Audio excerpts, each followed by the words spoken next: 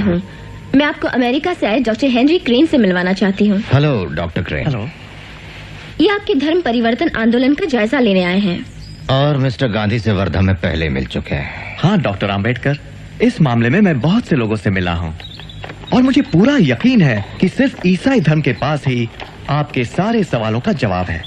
अगर आप ईसाई धर्म अपनाते हैं तो सारे ईसाई देश आपके सामाजिक, राजनैतिक और आर्थिक स्तर को उठाने में मदद करेंगे। और मैं सोचती हूँ किसी भी हिंदुस्तानी को इसमें कोई ऐतराज नहीं होगा। डॉक्टर आम्बेडकर, जैसा कि बाइबल में लिखा है कि धरती के उत्तराधिकारी गरीब ही होंगे। वैसे आप कौन सी बाइबल पढ़ती हैं Miss Drescher? The holy Bible of course. बिल्कुल सही, पर कौन सा एडिशन? आधुनिक संस्करण, किंग जेम्स संस्करण, या उसके भी पहले एलिजाबेथ के जमाने की? मिस ड्रेशर, क्या आपने कभी कमेंट्रीज ऑन द बाइबल पढ़ी है? कुक की लिखी, उसमें बाइबल का अच्छा विश्लेषण है। हाँ, वो भी पढ़िएगा। लाइफ ऑफ जीसस रना के लिखी हुई, और खलील जिब्रान की Jesus the son of man. इन सब किताबों में आपको क्रिश्चियन धर्म के अलग अलग पहलू नजर आएंगे। डॉक्टर आम्बेडकर, हम आपको पूना के मेथोडिस्ट चर्च के मिशन में और वार्षिक समारोह में शामिल होने का हार्दिक आमंत्रण देते हैं। कोशिश करूंगा। बाबा साहब, मुस्लिम भारत आपका और आपके अछूत साथियों का इस्तकबाल करता है और हम वादा करते हैं कि अछूतों को पूरी बराबरी मिलेगी। सियासी, मुआशरती, इक्तिसादी और मजहबी हक भी मिलेंगे। जैसा आप जानते हैं बाबा साहब, हमारा धर्म एक ही भगवान में विश्वास करता है, एक कंकार, और सारे अनुयायियों को एक ही नजर से देखता है। पिछड़ी जाति के धर्म परिवर्तन के मामले में ये आपकी सारी जरूरतों को पूरा करेगा। महाबोधि सोसाइटी से ये टेलीग्राम आया है।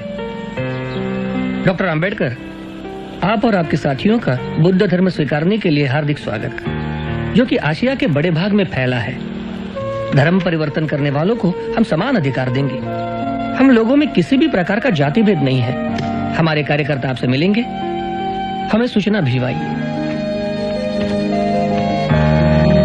लगता है कांग्रेस और सरदार आपको इस चुनाव में बर्बाद करने पर तुले हैं।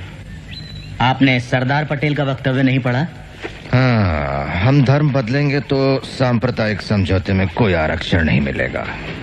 देखिए डॉक्टर, मैं यहाँ आपके एक मित्र के नाते नहीं आया। मैं आपके सामने हूँ एक अधिकृत प्रतिनिधि हिंदू महासभा का। हम जानते हैं आपका दृष्टिकोण और आपकी देशभक्ति। हम जानते हैं आप कभी भी मुस्लिम या क्रिश्चियन धर्म नहीं अपनाएंगे। नहीं, पर आप ये किस आधार पे कह रहे हैं? मेरी देशभक्ति को आपके प्रमाण पत्र की जरूरत नहीं, और मैं इस देश के इतिहास और संस्कृति को आपसे बेहतर जानता हूं।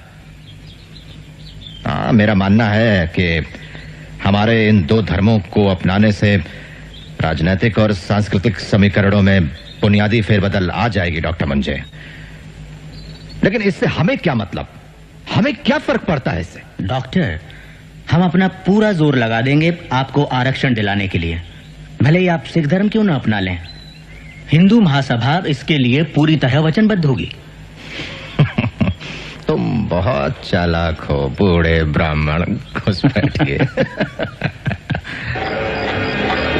प्रिय भावराव, क्या तुमने मेरे धर्म परिवर्तन के फैसले पर डॉक्टर मुंजे की परेशानी गौर की? कुछ लोगों ने मुझसे पूछा है कि धर्म परिवर्तन से हमें क्या फायदा होगा।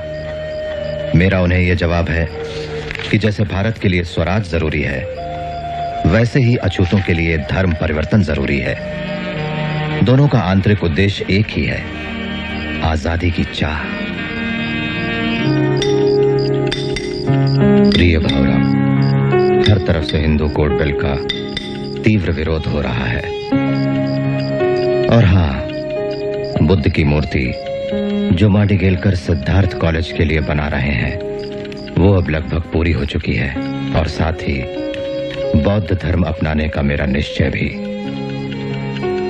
मैं बचपन से ही बौद्ध धर्म से प्रभावित रहा हूं। जब मैंने दादा केड़ुस्कर लिखित बुद्ध चरित्र पढ़ा था, जो एक प्रसिद्ध लेखक और पिताजी के मित्र भी थे, उन्होंने यह किताब मुझे भेंट दी थी।